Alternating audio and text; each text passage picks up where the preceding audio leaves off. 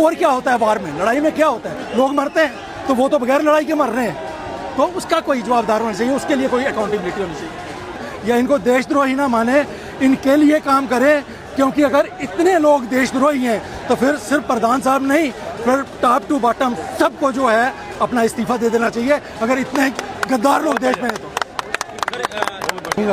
मैं हूँ colonel R.K. Sharma. I served in the Indian army for 38 years.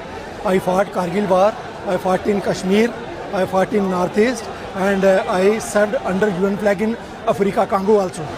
So here, it is a cause, it is a concern from my, this पोशाक you can see कि मैं किसी party विशेष से ताल्लुक़ नहीं रखता हूँ। मैं एक सोल्जर हूँ और मैंने 38 years अपने देश के लोगों की रक्षा करने के लिए फ्रंट लाइन पे खड़ा रहा हूँ। और आज भी मेरा ये दायित्व बन रहा है कि अगर हमारे बच्चे सुसाइड कर रहे हैं, पेपर लीक हो रहे हैं, उनका फ्यूचर जो है वो ख़राब हो रहा है, तो उनके लिए भी आके हम अपनी आवाज़ बुलंद करें। मैं ये भी कहना चाहूँगा कि हमारे एजुकेशन मिनिस्टर को इमीडिएटली पहले लीक पे इस्तीफ़ा दे देना चाहिए था, उसको 100 लीक का वेट नहीं करना चाहिए था। मैं आपको ये बताना चाहता हूँ कि जिस स्पीड में ये पेपर लीक हुए हैं, लीक पे लीक, लीक पे लीक, लीक पे लीक, ठीक है, इस स्पीड में हमारी आर्मी में मशीन गन भी फायर नहीं करती है जिस स्पीड के साथ ये सब कुछ हुआ है।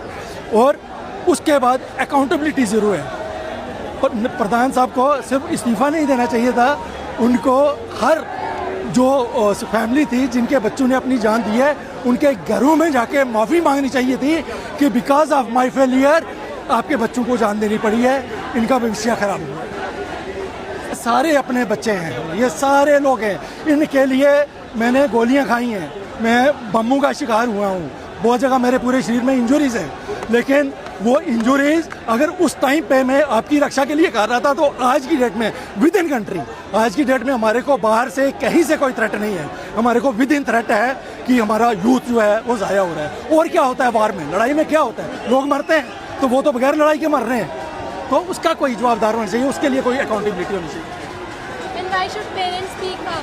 मैं सब लोगों से यही दरख्वास्त करना चाहता हूँ कि एक तो जो है अपने बच्चों को मंदिर मस्जिद वाली जो है ना दरिद्रता, उसमें से बाहर निकालें, हिंदू मुस्लिम वाली से बाहर निकालें, उनको एक ही ट्रैक पे लगाएं कि वो पढ़ाई लिखाई करें और अपना मुकाम हासिल करने के लिए मेहनत करें। साथ में मैं रिक्वेस्ट करूँगा सारे पेरेंट्स से कि वो धैर्य ना खोएं, ये सब कुछ टेम्परेरी है, क्योंकि अगर इतने लोग देशद्रोही हैं तो फिर सिर्फ प्रधान साहब नहीं, फिर टॉप टू बॉटम सबको जो है अपना इस्तीफा दे देना चाहिए, अगर इतने गद्दार लोग देश में हैं तो।